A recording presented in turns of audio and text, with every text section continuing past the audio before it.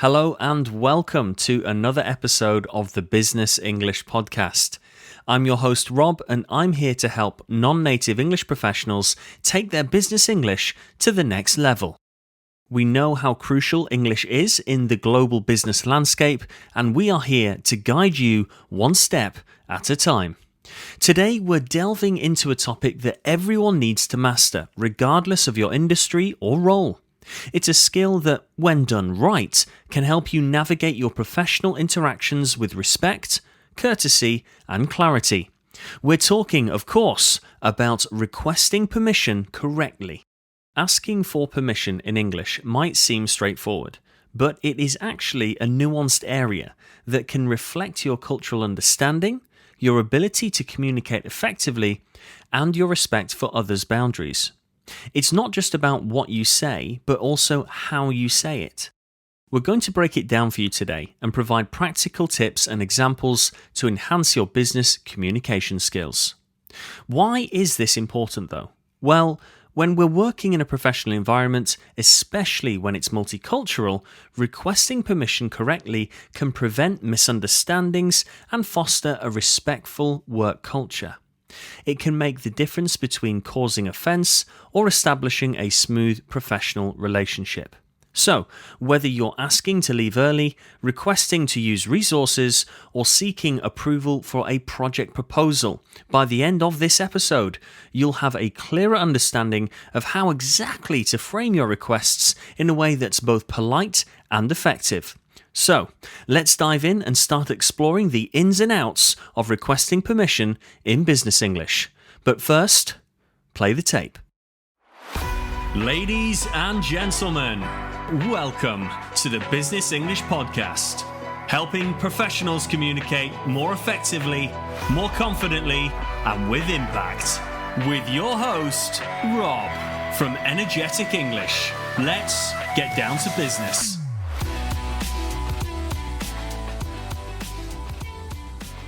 Alright, let's start with understanding what we mean by requesting permission.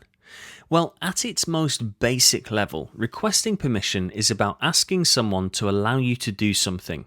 It's a fundamental part of communication in a business environment, let's face it.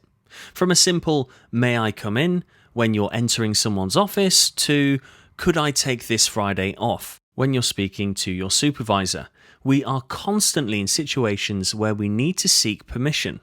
It's about acknowledging the other person's control over a situation or resources and respecting their autonomy in granting us the green light. The way we structure our permission request can vary. Typically, it includes an address to the person we are asking, like, "Excuse me, John," a polite question seeking approval, such as, "Would you mind if I," or "Could I please," followed by the specific request. And it's always a good idea to close with a thank you as a polite acknowledgement.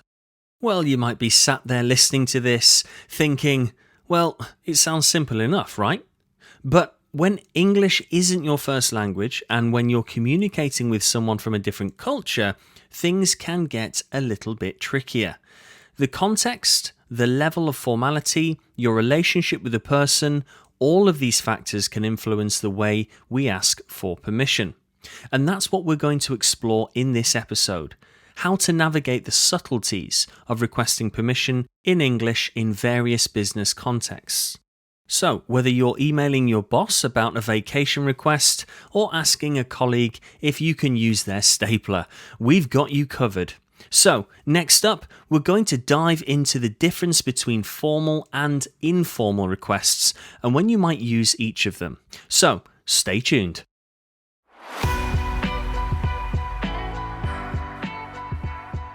Okay, now that we've discussed and covered a few basics of requesting permission, let's dive a little deeper. It's important to know that not all permission requests are made the same. In fact, depending on the context, your request might be formal or informal. Formal requests are often used in professional settings, especially when interacting with superiors, clients, and people you do not know. They're generally more polite, a little bit longer, and can involve more complex sentence structures. For example, Instead of saying, "Can I leave early today?" which is quite direct, let's be honest, and informal, in a formal setting, you may say, "I was wondering if it would be possible for me to leave a little bit earlier today. I was wondering if it would be possible for me to leave a little bit earlier today."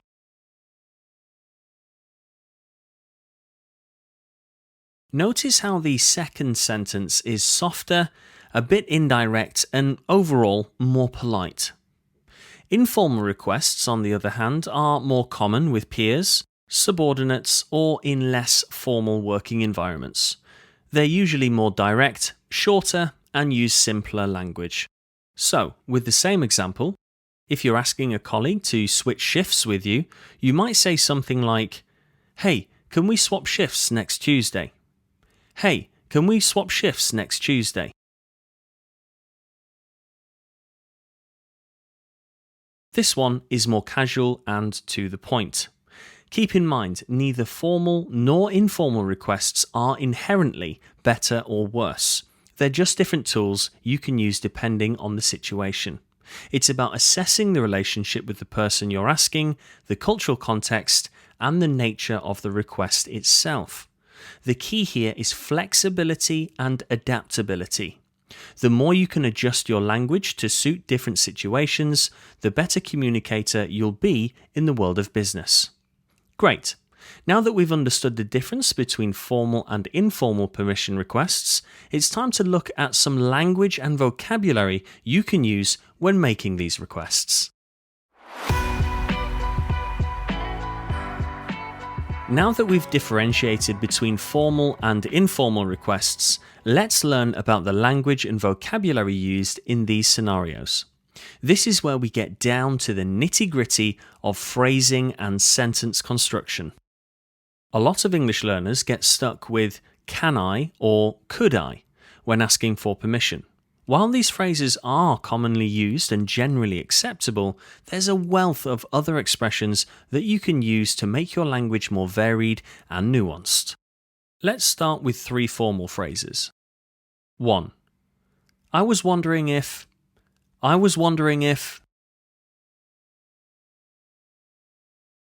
2. Would it be possible for me to?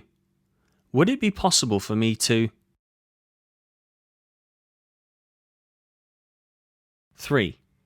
Do you think I could?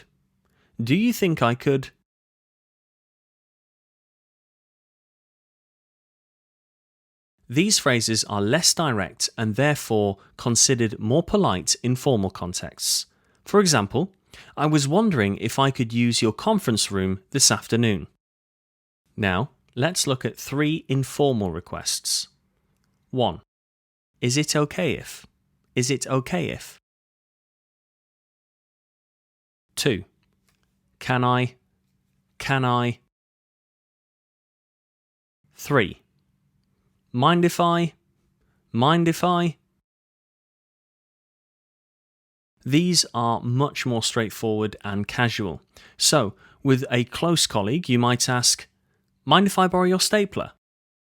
Now, it's important to note that the context can change the perceived politeness of your request. A "can I" might be perfectly polite in a casual, friendly office, but it might be too direct in a more formal or hierarchical culture. We also have to consider the element of direct and indirect requests. An indirect request often uses conditional language to make it seem less forceful. For example, instead of saying, "I need the report by Friday," an indirect request would be, "If it's not too much trouble, could you finish the report by Friday? If it's not too much trouble, could you finish the report by Friday?" The indirect request appears more polite and less commanding. Mastering the balance between direct and indirect language can be a game changer in how effectively you communicate in business English. But don't worry, it's something that comes with practice and exposure to different business contexts.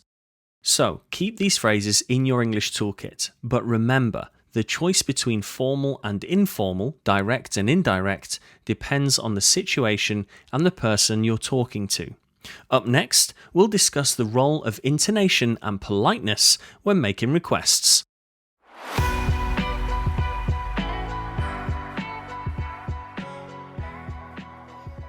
Now, before jumping into the next section, I wanted to take this opportunity to let you know that if you wanted to get more out of the Business English podcast, then that is possible.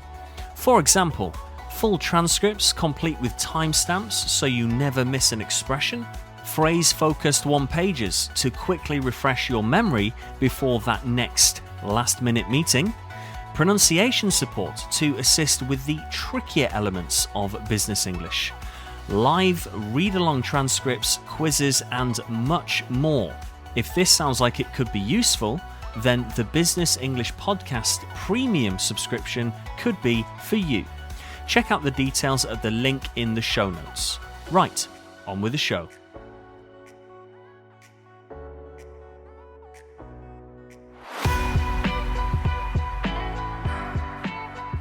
Okay, we're going deeper down the rabbit hole into the fascinating world of business English, and today's focus is on requesting permission correctly.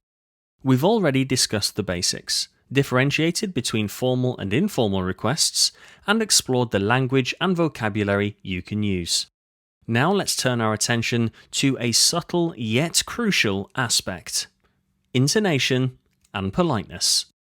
When we're learning a new language, it's not just the words and phrases that matter, it's also how we say them. Intonation, or the rise and fall of our voices when we speak, can significantly change the meaning and perceived politeness of our requests. Let's take a simple example. Imagine you're asking, "Can I use your laptop?" If you phrase it with a rising intonation, it sounds more like a genuine question, indicating that you are open to a yes or a no. But if you use falling intonation, it may come across as more of a statement or demand, which might not be as polite. Now, this is especially important for our listeners whose native languages might use intonation differently. Misusing intonation can unintentionally make your requests sound too direct or rude. So, listen to English speakers, imitate their intonation patterns, and don't hesitate to practice out loud. Beyond intonation, there's also the broader concept of politeness. In English, we often use softening language to make our requests more polite. For instance, here are 3 softening phrases. 1. I was wondering.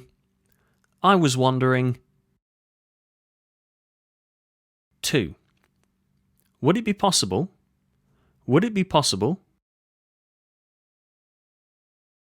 3. If it's not too much trouble.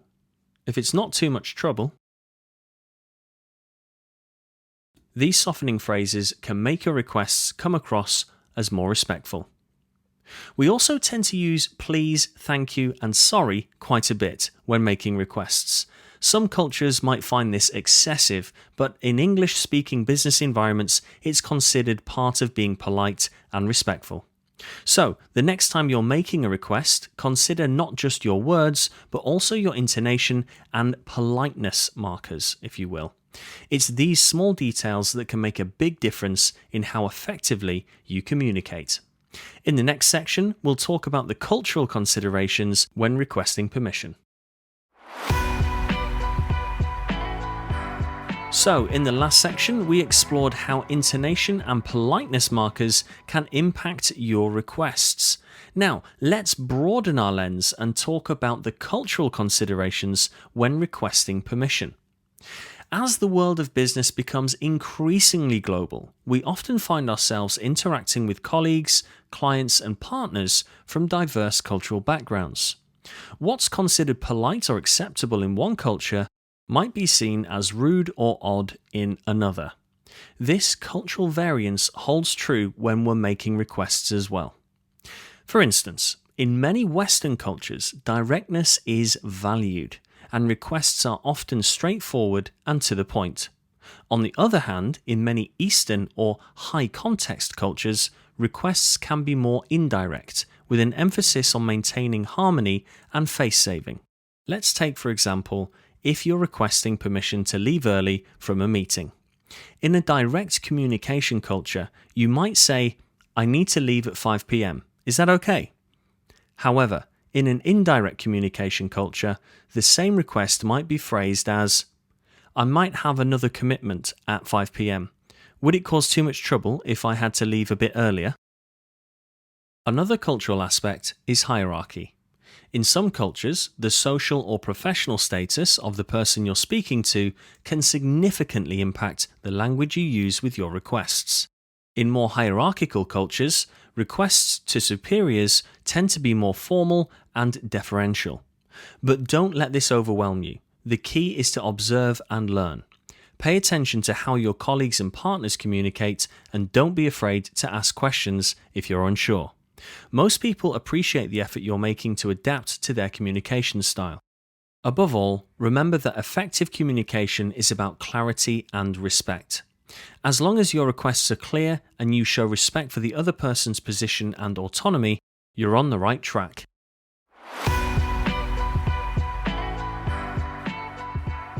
Okay, so as we approach the end of this episode, let's take a moment to recap what we've learned about requesting permission correctly in business English.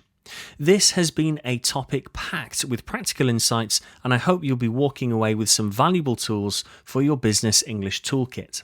We began by understanding the basics of requesting permission, acknowledging the other person's control of the situation or resources, and respecting their autonomy. We then distinguished between formal and informal requests, emphasizing the importance of assessing the situation, the relationship with the person you're asking, and the nature of the request itself. We then moved on to exploring some common language and vocabulary for making these requests. Remember, there's a whole range of expressions beyond the simple "can I" or "could you," and using varied language can make your communication more nuanced and effective.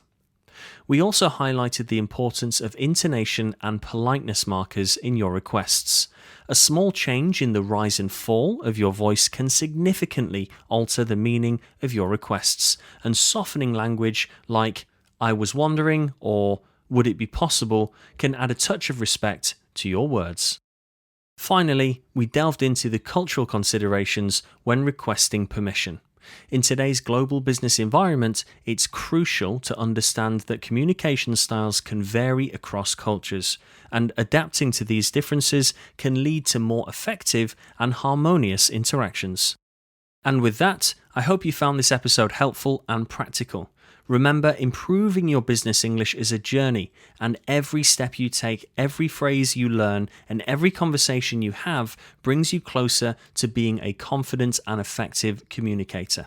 That's all for today's episode on requesting permission correctly in business English. I've been Rob, you've been great, and this has been the Business English Podcast.